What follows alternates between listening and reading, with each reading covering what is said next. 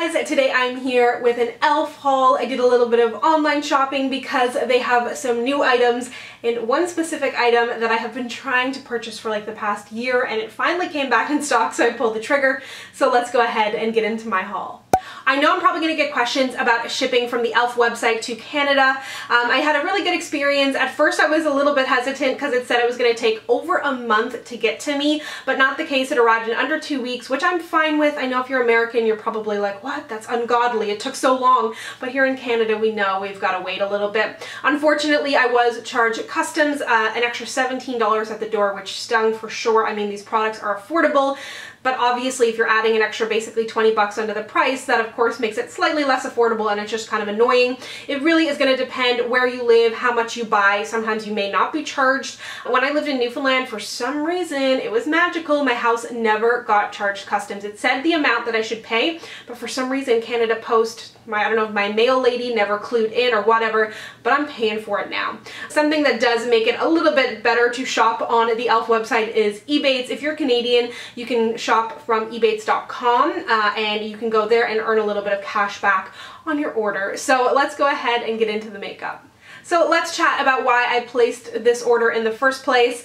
The Mad for Matte 2 palette came back in stock, and it's actually called the Summer Breeze palette, which I had no idea. I have had so many recommendations from you to try this, and I myself was really curious about it as well. It's a completely matte palette. I only recently tried Mad for Matte 1, and they've recently released a Mad for Matte 2, a more smoky palette, which actually looks nice because it has like smoky deep colors, some blues, but also some warm shades in there, which I obviously appreciate. But this is quite a warm palette, really matte. Wearing it on my eyes today, and I really like the shades in here. I also think the quality is very good. They retail for $10, but e.l.f. always has sales, and I think that this is just a really nice palette along with the first one that I tried. It lasts really nice on my eyes, it blends really well, and you cannot beat that price, and super sleek packaging as well. On my lips, and new to their line, is the Liquid Matte Lipstick. It was only a matter of time until they released their own, and first of all, e.l.f. has totally stepped up their packaging game. I think that it looks super luxe, has a nice weight to it, and it just feels really good. Of course, that's kind of irrelevant, but it is kind of super relevant too, you know. But these retail for $5. They come in 5 different shades. I picked up 2. I'm wearing the shade Praline right now, and I do have the shade Praline in their matte crayon as well. And I also have the shade Wine Tour. I'm not sure if this is in any other of their formulas, but I've only worn it a couple times. It is nice. It's very full pigment. Goes on very creamy, almost moussey, but not moussey, and it does feel really good.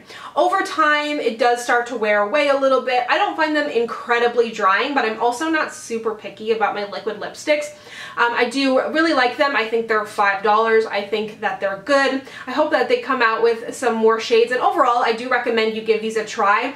If you are quite sensitive to liquid lipsticks, this may not be the best option for you, but if you do like a matte liquid lipstick, I do like these, and I think it's a nice option if you're looking to try some different shades, increase your collection, or if you just kind of want to catch them all, this is a good one. Another new formula with an old shade. This is their lip lacquer, retails for $2. Yes, old school e.l.f. pricing, but again, still looks really nice. For a little while there, only the more expensive items looked really good, but I feel like they've kind of revamped their entire line and everything is looking really good.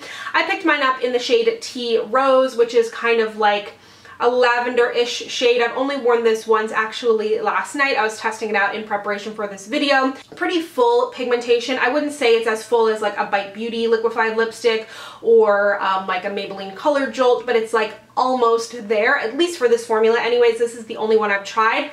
I don't think they have much scent. No, very light scent. Same with the liquid lipsticks, but this feels really nice and hydrating on the lips. It has vitamin E in here. It comes in a bunch of different shades, and it costs $2. Doesn't last super long on the lips, but this is a bit of a lighter color. But like, I wore this out to dinner last night. I didn't have to worry about it bleeding all over my face. It's not that full pigment. And then after dinner, I just popped it on again, and I think it's a really interesting shade. I don't own much like it. The kind of lavender pinkness to it is really nice, but it has enough deepness that it doesn't look super stark on my lips. Last year, e.l.f. released their Beautifully Precise brush line, and this brush line is gorgeous. I think that it is so pretty. I love the clear. I love that it comes to a point. And this is the Airbrush Stipple. It's a little bit smaller than what I was expecting, but it is beautiful. I think it's going to be really, really good for cream contour, although I don't really want to get like brown cream contour on this. It's so pretty. Perhaps cream highlight, cream blush, or even blending in like a light coverage foundation into my skin. It's so pretty. At some point last year, e.l.f. released their own pressed highlighters. They've always had baked highlighters in their line, or they have for a little while.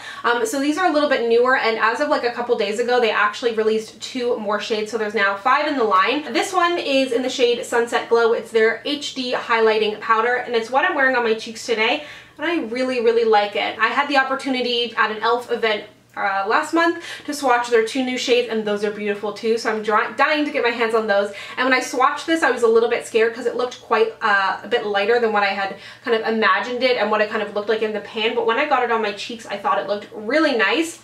I sprayed my face with a light mist right before applying it. Just went in, didn't have to build it up, not chunky, it is not powdery. It has a little bit of a creamy feel, a little bit of kick up, but by no means does it look powdery or chunky on the skin, and it retails for $6. So I think that this, again, is a really nice option for a more affordable priced highlighter, because a lot of cheaper highlighters, for some reason, I guess because they're newer to the drugstore market, have just been such misses. So this is a really nice option if you're looking to add a more affordable highlighter to your collection. Speaking of affordable highlighters, I have the brand new addition to their baked highlighter line, which has been around for a little while, but this is exactly what I needed in that line, because they have a lot of shades that are a little bit more cool toned, a little bit more pinky, and I have one of them and it's nice, but I just never reached for it. But now that I have this, it's exactly what I wanted. This specific one was actually given to me in PR, but I did order it online before I knew that this was coming to me. So you'll see the Apricot Glow coming up in a giveaway.